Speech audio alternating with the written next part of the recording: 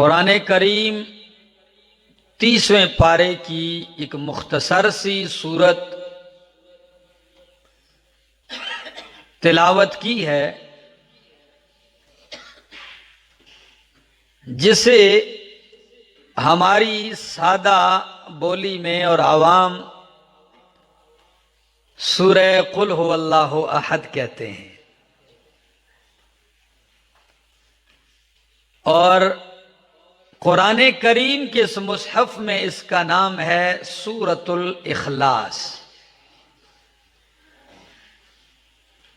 آج کے اس مختصر سے وقفے میں آپ کے سامنے قرآن کریم کی اس عظیم سورت، اس معروف اور مشہور سورت کی فضیلت، عظمت اور مختصر سی تفسیر عرض کروں گا۔ اللہ مجھے صحیح سمجھا سکنے کی توفیق نصیب فرمائے۔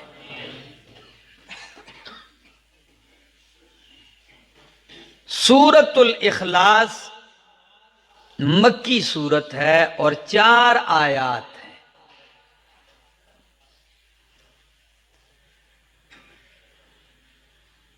مفسرین نے لکھا ہے، مستدرک حاکم کی روایت بھی ہے، مسند کی بھی ہے،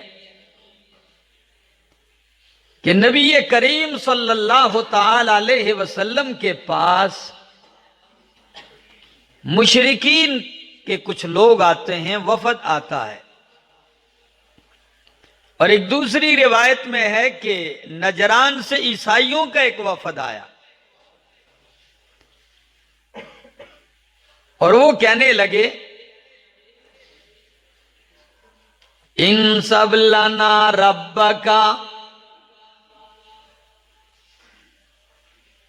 جس رب کی طرف آپ ہمیں دعوت دیتے ہیں اس رب کا شجرہ نسب بیان کر، وہ کس کا والد ہے، کس کا بیٹا ہے، اس کا سلسلہ نسب کیا ہے۔ اور ایک دوسرے وفد کے الفاظ یہ تھے دوسرے حدیث میں کہ صف لنا ربکا، آپ ہمارے سامنے اپنے رب کے اوصاف صفات بیان کریں، وہ کون سی صفات کا حامل اور مالک ہے۔ اور بعض مفسرین نے لکھا ہے کہ کئی لوگوں نے تو یہاں تک پوچھا اِلَى مَن تَدْعُونَا، تو کن کی طرف ہمیں دعوت دیتا ہے، اَمِنْ حَجَرٍ ام شجر ام خشب ام من ذہب، وہ پتھر کا بنا ہے، وہ لکڑی کا ہے، یا وہ سونے اور چاندی اور تانبے کا ہے، کس چیز کا بنا ہوا ہے۔ جب رب کے متعلق یہ سوالات پوچھے گئے تو رب نے اپنے تعارف میں، اپنی پہچان میں پوری سورت اتار دی، جس کا نام سورۃ الاخلاص ہے۔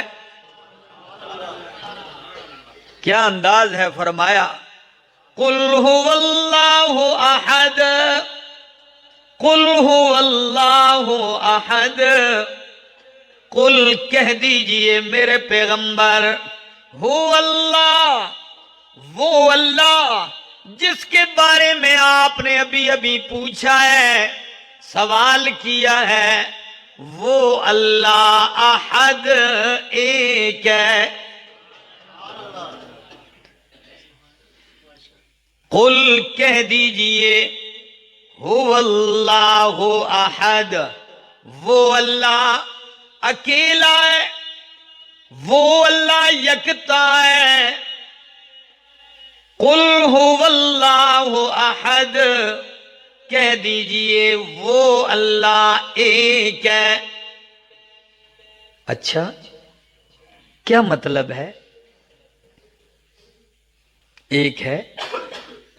مفسرین کہتے ہیں کہ احد کا لفظ استعمال کیا ہے، بڑا جامع لفظ ہے، یعنی وہ اپنی ذات میں بھی یکتا ہے، تقسیم کو قبول نہیں کرتا، اور اپنی صفات میں بھی یکتا ہے، شریک قبول نہیں کرتا۔ قل هو اللہ احد۔ اب آپ کہیں گے ایک تو میں بھی ہوں، ایک تو آپ میں سے ہر ایک آدمی ایک ہی ہے، دوسرا دو نہیں ہے، تو یہ مطلب کیا ہے؟ قل هو اللہ احد، کہہ دیجئے وہ اللہ جس کے بارے میں پوچھتے ہو، احد وہ یکتا ہے، اکیلا ہے، الوہیت میں اکیلا ہے، الہ ہونے میں اکیلا ہے۔ ایک دوسرا مطلب کہ میں ایک ہوں لیکن ثانی ہے میرا، آپ میں سے ہر ایک ایک ہے لیکن اس کے ساتھ دوسرا بھی ہم جنس ہے۔ اللہ ایسا ایک ہے کہ جس کے ساتھ ثانی اور ثالث کوئی نہیں۔ قل هو اللہ احد، اور بعض مفسرین کہتے ہیں لفظ احد بھی ہے، لفظ واحد بھی ہے، دونوں لفظ استعمال ہوئے اللہ کے لیے۔ ایک مقام پہ یوں استعمال ہوا جب قیامت کے دن اللہ پوچھیں گے لمن الملک اليوم، آج کے دن کس کی بادشاہی ہے، آج کے دن کس کی حاکمیت ہے؟ کوئی نہیں بولے گا، اللہ خود ہی فرمائیں گے للہ الواحد القہار، للہ الواحد القہار، اکیلے اور غالب اللہ کی بادشاہی ہے۔ تو یہاں واحد کا لفظ استعمال کیا، اور سورہ اخلاص میں فرمایا قل هو اللہ احد۔ اب فرق کیا ہے؟ علماء کہتے ہیں کہ واحد کا اطلاق عام بندوں پر ہوتا ہے، واحد، اثنان، ثلاثہ، ایک، دو، تین، ٹھیک ہے؟ میں واحد بندہ ہوں جو اس وقت تقریر کر رہا ہوں آپ کے سامنے، ٹھیک ہے؟ فلاں واحد آدمی ہے جو اس کام میں مصروف، تو واحد کا لفظ، لیکن اللہ کے سوا کسی ایک کے اوپر احد کا لفظ نہیں بولا جاتا۔ احد یہ اللہ ہی کے ساتھ خاص ہے۔ تو فرمایا قل هو اللہ احد، اور یوں سمجھ لیجئے کہ جو نہ ذات میں تقسیم کو قبول کرتا ہے تعدد کو، نہ صفات میں تقسیم کو قبول کرتا ہے، اللہ احد، وہ اللہ جس کا پوچھتے ہو وہ اکیلا ہے، یکتا ہے۔ اللہ الصمد، اللہ بے نیاز ہے۔ عام اردو کے تراجم میں یہ لفظ استعمال کیا جائے، اللہ الصمد، اللہ بے نیاز ہے، ٹھیک ہے جی؟ اور دوسرا لفظ یہ بھی استعمال کیا جاتا ہے، اللہ بے حاجت ہے۔ اور شاہ عبد القادر محدث دہلوی رحمہ اللہ نے اپنی تفسیر موضح القرآن میں ہندی کا ایک لفظ استعمال کیا ہے، اللہ احد، اللہ الصمد، کہ اللہ نرادھار ہے۔ کیا؟ سید عطا اللہ شاہ بخاری رحمہ اللہ فرماتے ہیں جیل میں اسی ترجمے پہ نظر پڑی، سمجھ نہیں آیا نرادھار کا مطلب کیا ہے۔ جیل کے اندر ایک ہندو پنڈت بھی تھا، اس کے پاس میں گیا، میں نے پوچھا کہ نرادھار آپ کی بولی میں کسے کہا جاتا ہے؟ تو پنڈت کہنے لگا کیوں، آپ کا کیا مسئلہ ہے؟ میں نے کہا میرا ایک مسئلہ پھنسا ہوا ہے، آپ بتائیں۔ کہنے لگا ہماری ہندی بولی میں نرادار ہم اس شخص کو کہتے ہیں گاؤں میں، علاقے میں، شہر میں کہ پورا گاؤں اس کا محتاج ہو اور وہ گاؤں میں کسی کا محتاج نہ ہو۔ شاہ جی فرماتے میں جھوم گیا، میں نے کہا پنڈت جی تیرا گاؤں کا نرادار کیا ہوگا؟ حقیقی نرادار تو اللہ ہے کہ ساری کائنات اس کی محتاج ہے اور وہ مخلوق میں کسی کا محتاج نہیں ہے۔ اللہ الصمد، اللہ بے حاجت ہے، اللہ بے نیاز ہے۔ اور سند المفسرین مولانا حسین علی الوانی رحمہ اللہ فرماتے ہیں کہ کسی شخص کا کسی کا بھی کہیں بھی کوئی کام اس کے بغیر نہ ہوتا ہو اور اس کا ہر کام ہر کسی کے بغیر ہر وقت ہوتا ہو۔ اور چونکہ عطا اللہ شاہ بخاری رحمہ اللہ تو خطیب بھی تھے، تو اپنے خطیبانہ انداز میں یوں کہتے تھے کہ لوگوں سمد وہ ذات ہے کہ جس کے بغیر کسی کا کام نہ چلتا ہو اور اس کا کام ہر کسی کے بغیر چلتا ہو۔ خیر، قل هو اللہ احد، کہہ دیجئے اللہ یکتا ہے، اکیلا ہے۔ اللہ الصمد، اللہ بے نیاز ہے، بے حاجت ہے، نرادھار ہے۔ لم یلد، اس نے کسی کو جنا نہیں ہے، اس سے کوئی پیدا نہیں، اس کی کوئی اولاد نہیں۔ ولم یولد، اور نہ وہ جنا گیا ہے، یعنی اس کا کوئی والد نہیں ہے، کوئی باپ نہیں۔ ولم یکن لہ کفوا احد، اور کوئی اس کا ہمسر اور شریک نہیں ہے۔ یہ تو ایک خلاصہ تھا۔ سورت کو مفسرین فرماتے ہیں ایک نام سورت الاخلاص ہے۔ سورت الاخلاص کیوں کہتے ہیں؟ اس لیے کہ اخلاص کا معنی ہوتا ہے خالص کرنا۔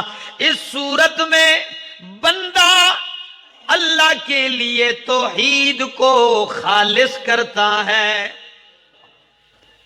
اس لیے اس کا نام کیا ہے؟ سورت الاخلاص۔ اللہ نے اس میں اپنے لیے توحید کو خالص کیا ہے۔ دوسرا نام سورت کا سورت النجات۔ امام رازی نے اپنی تفسیر کبیر میں، امام آلوسی نے روح المعانی میں، خطیب شربینی نے اپنی تفسیر میں، زاد المسیر میں، اور میرے سامنے علامہ ابن عاشور کی التحریر والتنویر، 22 نام اس سورت کے ہیں۔ کتنے؟ اور کثرت الاسماء تدل علی شرف المسمى، چونکہ نام زیادہ ہے تو عظمت بھی زیادہ ہے، شرافت بھی زیادہ ہے۔ سورت النجات اس لیے کہتے ہیں کہ اس میں جو عقیدہ بیان کیا گیا ہے، نجات کا دار و مدار اسی پر ہے، توحید پر ہے۔ اور اس سورت کا نام سورت الولایت بھی ہے۔ ولایت، یہ لفظ تو آپ سنتے بھی ہیں، کہتے بھی ہیں، فلاں کو ولایت مل گئی، فلاں ولی ہے، تو اس سورت کو ولایت اس لیے کہتے ہیں کہ یہ عقیدہ اپنا لے، ڈٹ جائے، سمجھ جائے، مان جائے، وہ بندہ اللہ کا ولی بن جاتا ہے۔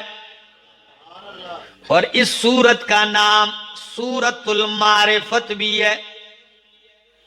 سورت المعرفت اس کو کیوں کہتے ہیں؟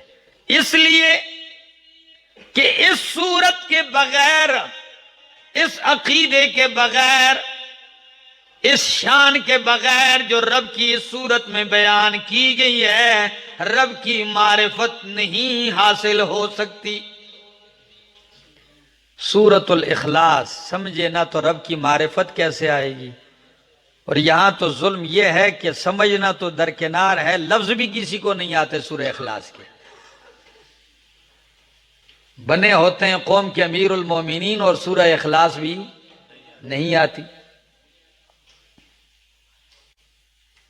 ایک دوسرا نام اس سورت کا یہ بھی ہے سورۃ النور، اس لیے کہ اس میں وہ عقیدہ بیان کیا گیا ہے جو واقعی نور ہے، نور توحید، نور ایمان ہے.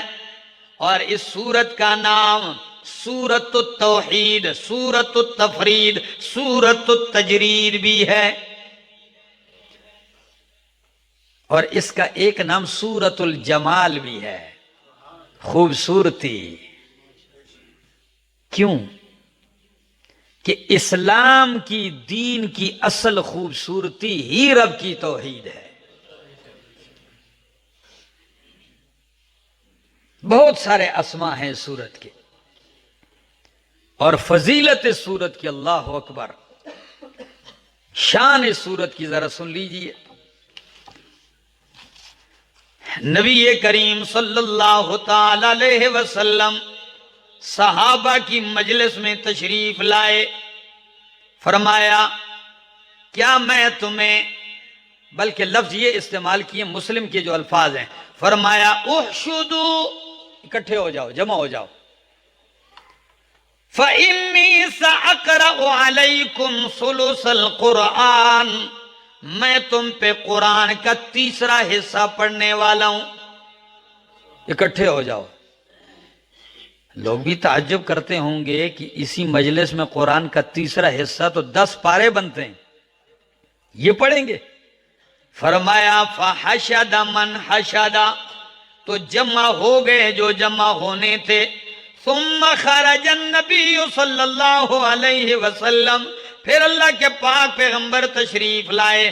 فقرأ قل هو اللہ احد، یہ لفظ پڑھا قل هو اللہ احد. ثم دخل، یہ لفظ کہا پھر حجرے میں تشریف لے گئے. صحابہ فرماتے ہیں فقال بعضنا لبعض، ہم آپس میں گفتگو کرنے لگے، بعض سے کہنے لگے کہ اللہ کے پاک پیغمبر جو دوبارہ حجرے میں گئے ہیں، لگتا ہے وحی آ گئی ہے، جبریل اندر لے کر گئے ہیں. ہو سکتا ہے جبریل ان کو حجرے میں لے گئے ہوں. پھر اللہ کے پیغمبر دوبارہ تشریف لائے، فرمایا انی قلت سأقرأ علیکم ثلث القرآن، میں نے کہا تھا کہ میں قرآن کا تہائی حصہ پڑھوں گا. تو سن لیجئے، الا انہا تعدل ثلث القرآن، آپ نے سورہ اخلاص پڑھی اور فرمایا یہ قرآن کے تیسرے حصے کے برابر ہے. سوچنے کی بات تو ہے کہ آیتیں 4 ہیں اور برابر قرآن کے تیسرے حصے کے. تعجب ہوتا ہے، لیکن اس میں تعجب کی کوئی بات نہیں. اس لیے علماء فرماتے ہیں کہ قرآن میں مرکزی مضامین 3 ہیں. پورے قرآن میں مرکزی مضامین توحید، رسالت، قیامت. توحید، رسالت، اور کہیں قرآن توحید کا اس بات کرتا ہے، اس پہ دلائل. کہیں قرآن کریم رسالت کا تذکرہ کرتا ہے، نبی کی رسالت، انبیاء کی رسالت، اس پہ شواہد. اور کہیں قرآن کریم اس بات کرتا ہے تو قیامت کا، کہ ایک دن آنے والا ہے، آخرت کا. تو یہ 3 مرکزی مضمون ہیں، توحید، رسالت اور قیامت. جب قرآن کے مرکزی مضامین 3 ہو گئے اور سورۃ الاخلاص میں سارے کا سارا توحید ہی کا بیان ہے، تو گویا قرآن کے تیسرے حصے کا نچوڑ اس میں آ گیا، تو یہ قرآن کے تیسرے حصے کے برابر قرار پائی. فرمایا انہا تعدل ثلث القرآن. اور مسلم ہی کی ایک حدیث میں اللہ کے پاک پیغمبر اپنی مجلس میں صحابہ سے کہتے ہیں ایاجز احدکم ان یقرأ کل یوم ثلث القرآن، کیا تم میں سے کوئی عاجز ہے اس بات سے کہ ہر دن قرآن کا تیسرا حصہ پڑھے؟ اور اسی مسلم کی دوسری حدیث میں لفظ ہے کل لیلتن، کہ ہر رات تیسرا حصہ قرآن کریم کا پڑھ کے سوئے۔ صحابہ کرام نے فرمایا اس کی کون طاقت رکھتا ہے؟ فرمایا قل هو اللہ احد، سورہ اخلاص ہی قرآن کا تیسرا حصہ ہے۔ یعنی سورہ اخلاص پڑھ کے سویا کرو، یوں سمجھ لو کہ آپ نے قرآن کا تیسرا حصہ پڑھ لیا ہے اور سو گئے ہیں۔ اب بھی ایک بندہ یہ عظمت صحیح حدیث سے معلوم کرنے کے بعد بھی کوتاہی کرے گا یا اسے سورہ اخلاص رہ جائے گی۔ ایک صحابی فرماتے ہیں میرے پڑوس میں ایک شخص کو میں نے دیکھا، پوری رات قیام اللیل میں لگا ہے اور ایک ہی سورت اس نے پکڑی ہے، قل هو اللہ احد قل هو اللہ احد، پڑھ رہا ہے، بار بار پڑھ رہا ہے۔ صبح کو نبی کریم کو ذکر کیا گیا اللہ کے پاک پیغمبر سے، صحابی نے فرمایا یا رسول اللہ پوری رات قیام اللیل میں سورہ اخلاص ہی پڑھتا رہا۔ یعنی صحابی کے کہنے کا مقصد تھا کہ یہ تھوڑا ہے، کہ اور بھی پڑھنا چاہیے تھا، بس سورہ اخلاص ہی پڑھتا رہا، 4 ہی آیتیں۔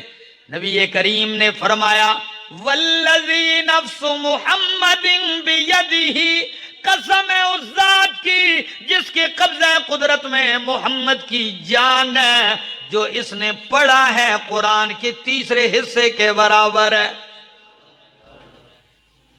تیسرا حصہ قرآن کا پڑھا ہے۔ اتنی عظمت اس سورت کی، اتنی شان اس سورت کی، اور اس کی عظمت ایک یوں بھی سن لیجئے، اگر آپ چاہتے ہیں کہ آپ اللہ کے محبوب بن جائیں، کس کے؟ تو سورہ اخلاص پڑھا کریں۔ صحیح مسلم مسند احمد کے الفاظ ہیں، نبی کریم نے ایک لشکر بھیجا اور اس لشکر میں ایک امام مقرر کیا ان کے لیے، تو وہ لشکر میں جب بھی نماز پڑھاتا سورہ اخلاص شروع کر دیتا، باقی سورت پڑھتا جو بھی پڑھتا، لیکن سورہ اخلاص اختتام سورہ اخلاص پہ ضرور کرتا تھا۔ تو صحابہ نے شکایت کی یا رسول اللہ ہمارا جو امام ہے وہ ایک ہی سورت پڑھ رہا ہے، سورہ اخلاص ہی پڑھتا جا رہا ہے۔ نبی علیہ السلام نے فرمایا اس سے پوچھو جا کے کہ وہ سورہ اخلاص ہی کیوں پڑھتا ہے، کیوں پڑھتا ہے، وجہ کیا ہے؟ تو وہ کہنے لگا انی احبھا، میں اس لیے پڑھتا ہوں کہ مجھے سورہ اخلاص سے محبت ہے، اس میں اللہ کی شان بیان کی گئی ہے۔ نبی کریم نے فرمایا جاؤ اسے خبر دے دو کہ اللہ تجھ سے بھی محبت کرتا ہے۔ جب تو سورہ اخلاص سے محبت کرتا ہے تو اللہ تجھ سے محبت کرتے ہیں، سبحان اللہ۔ دوسری حدیث پڑھنے لگاؤں، مسجد قباء میں امام مقرر کیا گیا، وہ امام صاحب بھی جب بھی نماز پڑھاتے ہیں اختتام سورہ اخلاص پہ کرتے ہیں۔ مقتدیوں نے کہا حضرت جی امام صاحب کوئی اور سورت بھی پڑھ لیا کریں، اس سورت کو آپ نے بس لازمی جز قرار دیا ہے، آپ پڑھتے ہی جا رہے ہیں۔ وہ کہنے لگا اگر آپ نے مجھے امام رکھنا ہے ٹھیک ہے، ورنہ میں امامت چھوڑ دوں گا لیکن سورہ اخلاص نہیں چھوڑوں گا۔ تذکرہ اللہ کے پاک پیغمبر کے سامنے کیا گیا، نبی علیہ السلام نے فرمایا فَاسْأَلُوهُ، پوچھو اس سے کہ ما یلزمہ سورۃ الاخلاص، کہ اس کو سورہ اخلاص پہ کس چیز نے مجبور کیا ہے، سورہ اخلاص کس نے لازم قرار دی ہے، کیوں پڑھتا ہے؟ وہ کہنے لگا اس لیے کہ اس میں رحمان کی صفات ہیں، اس وجہ سے مجھے اس سورت سے محبت ہے۔ تو جواب پیغمبر سنیے، فرمایا ان حبک ایہا ادخلک الجنہ، تجھے سورہ اخلاص کی محبت نے جنت میں داخل کر دیا ہے۔ میرے دوستو اس سورت کو اپنا ورد بنا لیجئے، پڑھتے جائیے، اور دعاؤں کی قبولیت کا سبب بھی ہے. اگر آپ چاہتے ہیں دعا قبول ہو، سورہ اخلاص کو اپنی دعا میں شامل کر لو.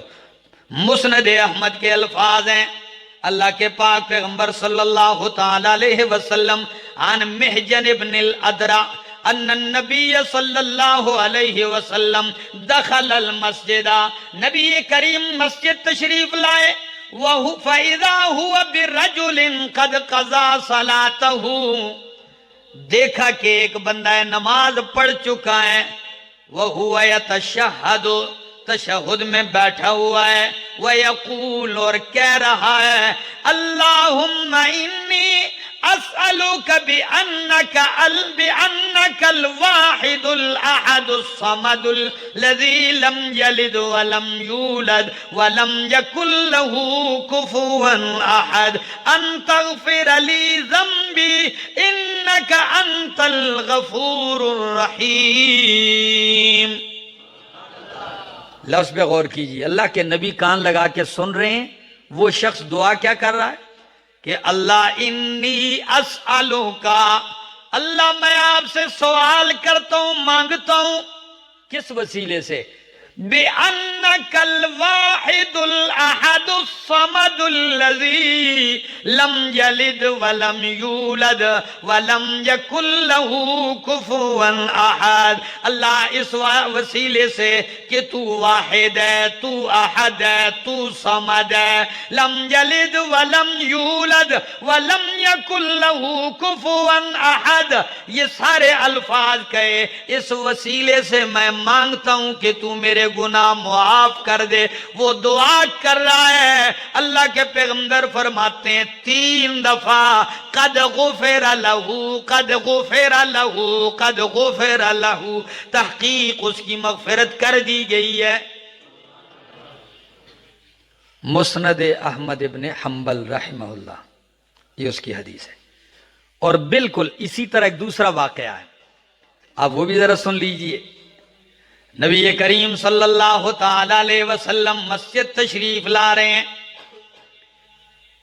یہ جو حدیث ہے یہ عبید اللہ ابن یزید رضی اللہ تعالیٰ عنہ کی ہے. وہ فرماتے ہیں، اپنے باپ سے نقل کرتے ہیں، ان النبی صلی اللہ علیہ وسلم سمع رجلا، ایک بندے کو سنا، یصلی، نماز پڑھ رہا ہے، دعا کر رہا ہے، یدعو، دعا کر رہا ہے، اور کیا کہتا ہے؟ یقول اللہم انی اسألوک بانی اشہد ان لا الہ الا انت الاحد الصمد الذی لم یلد ولم یولد ولم یکن له کفوا احد. میں اس وسیلے سے اللہ آپ سے التجا کرتا ہوں کہ میں گواہی دیتا ہوں اللہ کہ تو احد ہے، صمد ہے، لم یلد ہے، لم یولد ہے، ولم یکن لہ کفوا احد ہے. یوں کہے الفاظ. وہ دعا مانگ رہا ہے، نبی کریم کی تائید سن لیجئے. نبی کریم صلی اللہ تعالی علیہ وسلم فرمانے لگے، والذی نفسی بیدہ، قسم ہے اس ذات کی جس کے قبضہ قدرت میں میری جان ہے، لقد سألہ باسمہ العظم، کہ اس نے اللہ سے اسم اعظم کے واسطے سے سوال کیا ہے. یعنی اس حدیث سے معلوم ہوتا ہے کہ سورہ اخلاص پڑھ کے دعا کرو تو آپ نے گویا اسم اعظم کے وسیلے سے دعا کر دی ہے. اور اسم اعظم کیا ہے، کمال کیا ہے اس کا سن لیجئے. فرمایا اسم اعظم الذی اذا سئل به اعطا واذا دعی به اجابا. اسم اعظم وہ ہے جب اس کے ذریعے سوال کیا جائے تو وہ عطا کرتا ہے، جب اس کے ذریعے پکارا جائے تو وہ قبول کرتا ہے. یہ کمال ہے سورہ اخلاص کا کہ اسم اعظم ہے تو اپنی دعاؤں میں اس کو شامل کر لو.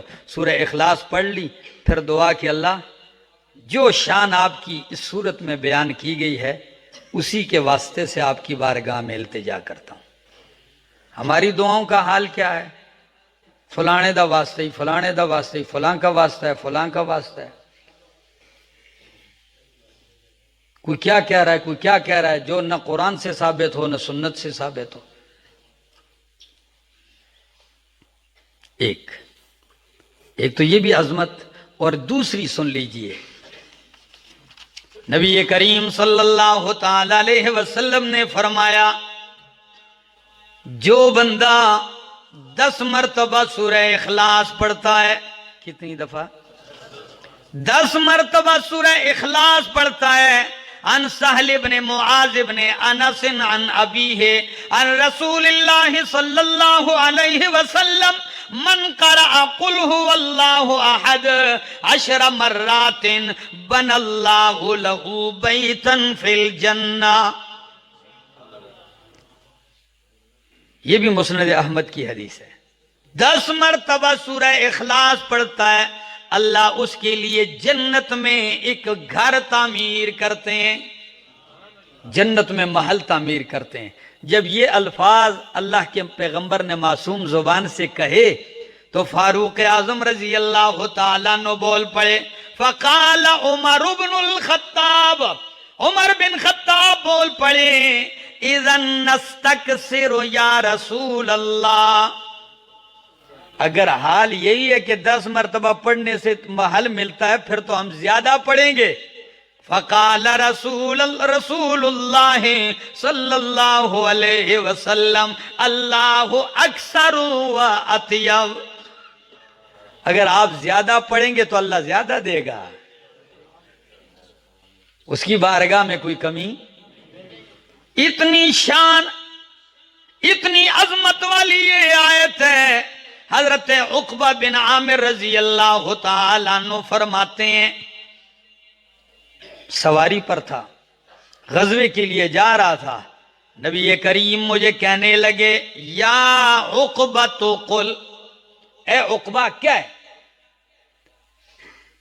جب یہ لفظ پیغمبر کی معصوم زبان سے ادا ہوئے تو صحابی فرماتے ہیں عقبہ فاستمعت، میں نے کان لگائے کہ جو پیغمبر فرما رہے ہیں کہ کیا، تو اب کیا کہنا ہے وہ کہیں گے تو میں کہوں گا۔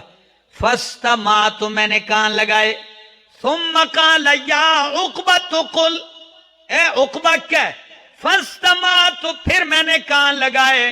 فقال الثالثہ، تیسری مرتبہ کہا، فقلت ما اقول، تیسری مرتبہ جب کہا کہیے تو میں نے کہا میں کیا کہوں؟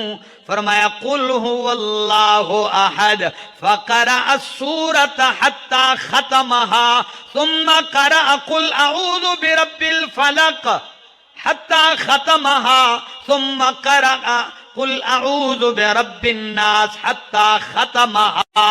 سورہ اخلاص، فلق، ناس، تینوں سورتیں پڑھنے کے بعد فرمایا ما تعوذ بمثلہن احد، ما تعوذ بمثلہن احد، کہ جس طرح پناہ اس صورتوں سے حاصل کی جاتی ہے ان کے ذریعے اس کے علاوہ کسی ذریعے سے حاصل نہیں ہو سکتی، جو پناہ آپ کو ان کے ذریعے سے مل سکتی۔ تو کون ہے جو عمل کرے؟ کیا آپ نے یہ نہیں سنا، میں نے کئی جمعوں میں عرض کیا کہ اللہ کے پاک پیغمبر صلی اللہ تعالی علیہ وسلم نے فرمایا 3 مرتبہ صبح، 3 مرتبہ شام، 3 مرتبہ یہ صورتیں پڑھ کے اپنے اوپر وجود پہ پھونک دے، پورے دن کے لیے کافی ہے، اس کو کوئی تکلیف نہیں پہنچے گی۔ لیکن کیا کریں، اس پہ عمل کرتے نہیں ہیں، کیونکہ یہ 3 مرتبہ ایک سورت پڑھنی پڑتی ہے، تو ہم نے آسان کام تلاش کیا، استاد جی بس آپ لکھ کر دے دے میں لٹکا دوں گا گلے میں، پڑھنا چھڑنا میں کوئی نہیں۔ جب پڑھنے کا کہا جائے تو وہ پڑھتے نہیں ہیں۔ اور دوسرا، کئی لوگ یہ بھی میں نے سنا ہے نا، فون کرتے ہیں اکثر تو کہتے ہیں مولانا صاحب ہم پڑھتے بھی ہیں پھر بھی کوئی اثر نہیں ہوتا۔ ایسے لوگ بھی دیکھیں آپ نے، کہتے ہیں یہ بھی پڑھتا ہوں پھر بھی وہی کام۔ اب ذرا سن لیجئے اصل وجہ کیا ہے، کہ صرف محض الفاظ نہیں، جبکہ وہ عقیدہ بھی رکھے بندہ اس کے معنی پر بھی غور کرے۔ معنی پہ غور کیا ہے؟ معنی پہ تو غور یہ ہے کہ ان صورتوں میں آخری دو میں آپ شیطان کے شر سے پناہ مانگتے ہیں۔ کیا کہ اللہ مجھے شیطان سے بچا، حاسد سے بچا، خناس سے بچا، اپنی مخلوق کے شر سے بچا۔ ادھر رب سے کہہ رہا ہے کہ ان کے شر سے بچا، ادھر ان کے ساتھ یاریاں بھی لگا رہا ہے۔ بات سمجھ میں آ رہی؟ یوں ہی سمجھ لی کہ آپ کے پاس دشمن آ جائے، میں ایک مثال سے سمجھانے لگا، دشمن آ جائے، سامنے مضبوط قلعہ ہے، دشمن آپ کو مارنے آ رہا ہے، تو آپ کہتے ہیں میں اس قلعے میں چھلانگ لگا کے بچوں گا، اس قلعے میں چھلانگ لگا کے۔ صرف یہ کہنے سے بچ جاؤ گے یا چھلانگ لگاؤ گے تو بچو گے؟ قلعے میں جاؤ گے تو بچو گے، صرف یہ لفظ ہی دوہرا رہے ہو۔ جب تک آپ اس چیز کے اندر غور و تدبر کریں کہ میں کہتا کیا ہوں، ادھر تو رب سے کہتا ہے کہ اللہ میں شیطانوں سے بچتا ہوں، اور ادھر غلامی شیطان کی کر رہا ہے، اور پڑھ بھی آیت رہا ہے اس سے بچنے کی، بچنا چاہتا بھی نہیں ہے، تو ایسے کہاں اثر ہوگا؟ اس کے معنی پر بھی ذرا توجہ دینی چاہیے۔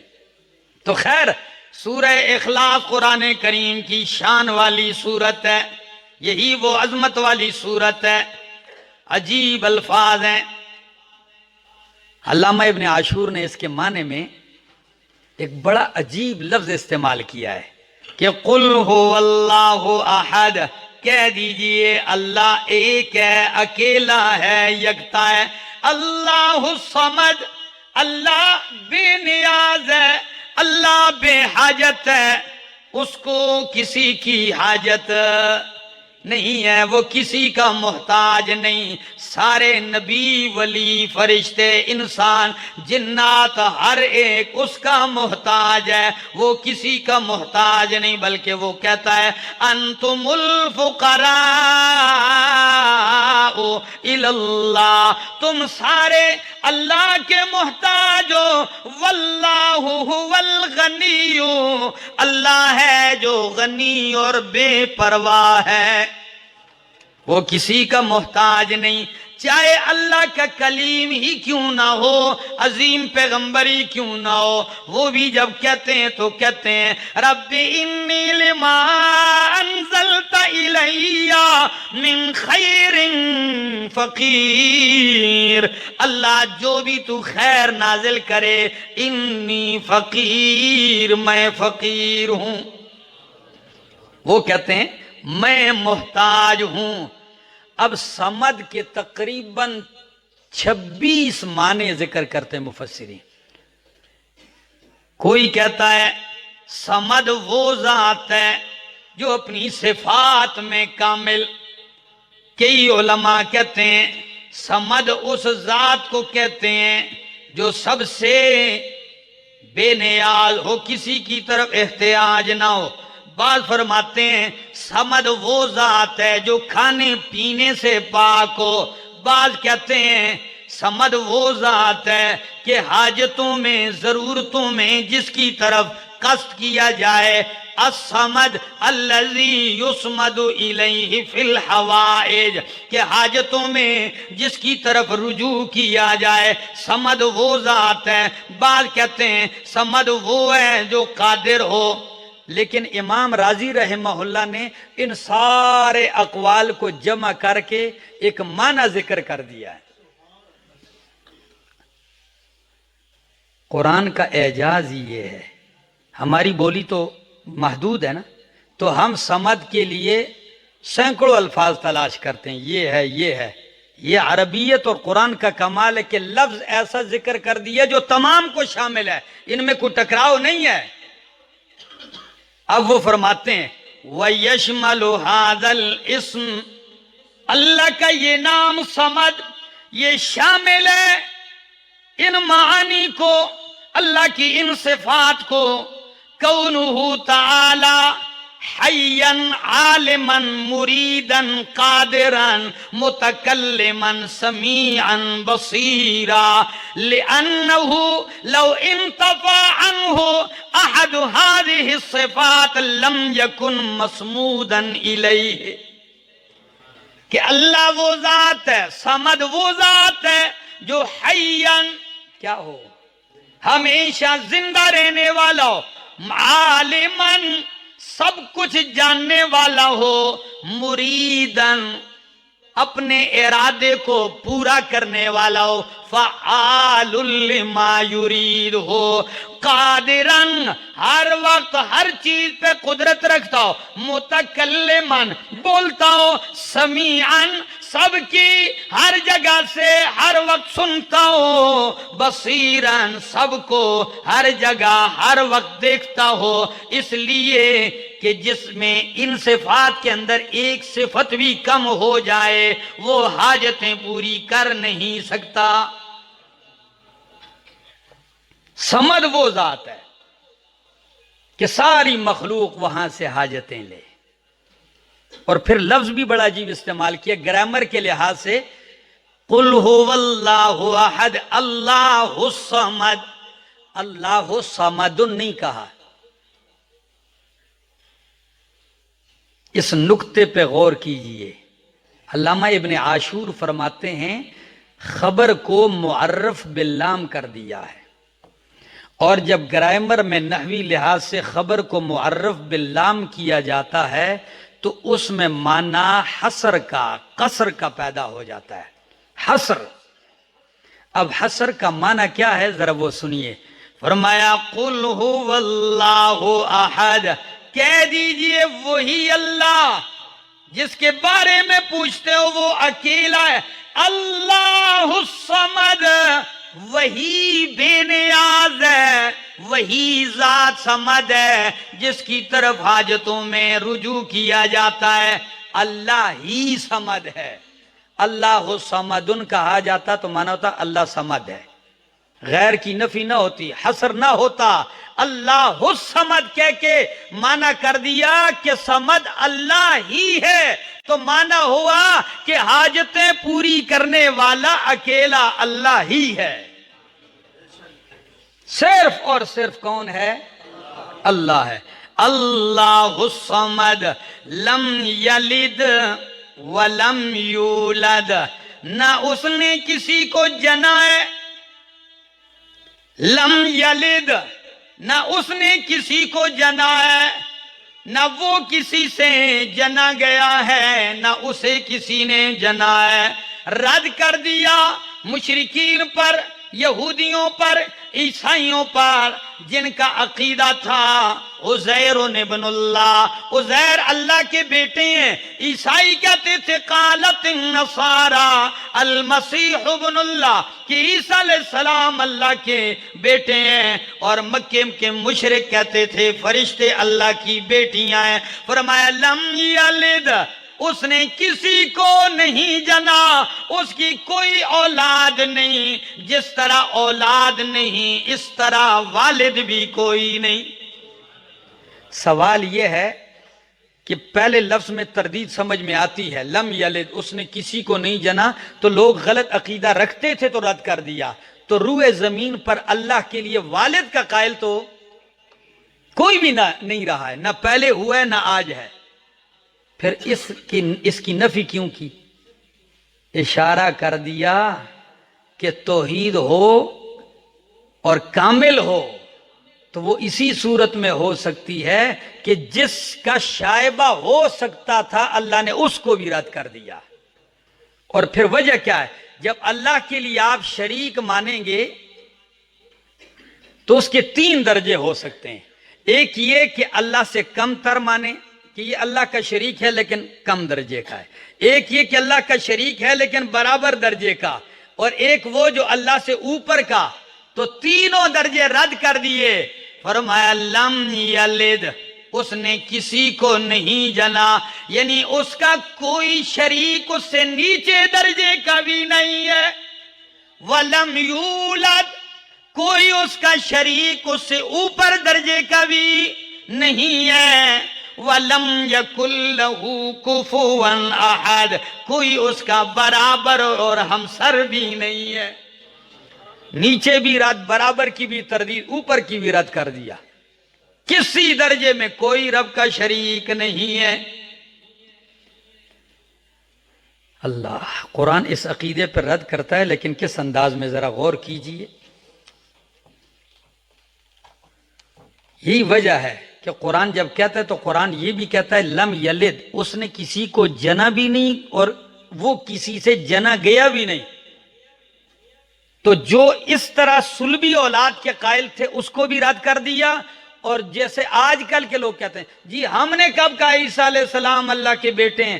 بیٹا تو ہم اس معنی میں کہتے ہیں کہ متبنہ، پیدا نہیں اللہ سے، اللہ نے بیٹے کی طرح ان کو بنا لیا ہے. بات سمجھ میں آ رہی؟ جس طرح کوئی بڑا آدمی کسی کو اپنا کیا بنا لے، بیٹا بنا لے، اس کا یہ مطلب نہیں کہ یہ اس سے پیدا ہے. تو اللہ نے اس کو بھی رد کر دیا، فرمایا اللہ نے اولاد بنا بھی نہیں رکھی.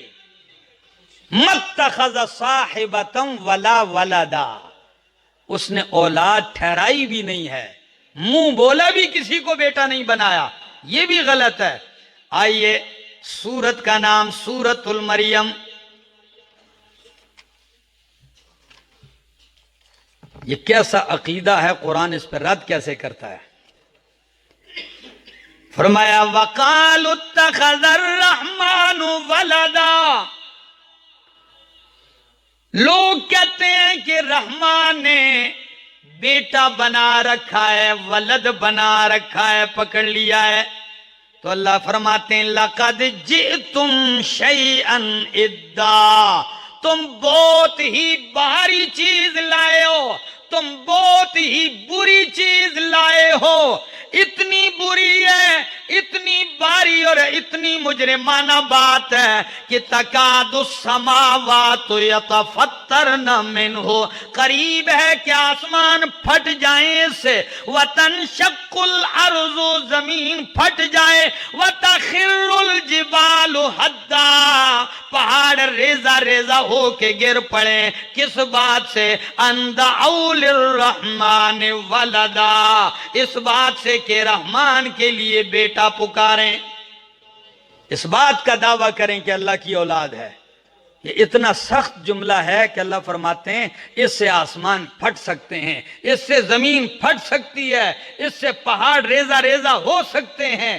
تو میں نے ایک جمعے میں یہ بھی کہا کہ لوگ کہتے ہیں چوری زیادہ ہوگی اس لیے زلزلے آتے ہیں، کبھی کہتے ہیں جی شراب زیادہ ہوگی زلزلے آتے ہیں. میں نے کہا یہ تو ذکر کرتے ہو، یہ نہیں ذکر کرتے ہو کہ شرک کی وجہ سے بھی زلزلے آتے ہیں جو قرآن کہتا ہے کہ آسمان پھٹ سکتے ہیں، زمین پھٹ سکتی ہے، پہاڑ ریزہ ریزہ ہو سکتے ہیں. تو وہ کس گناہ کی وجہ سے؟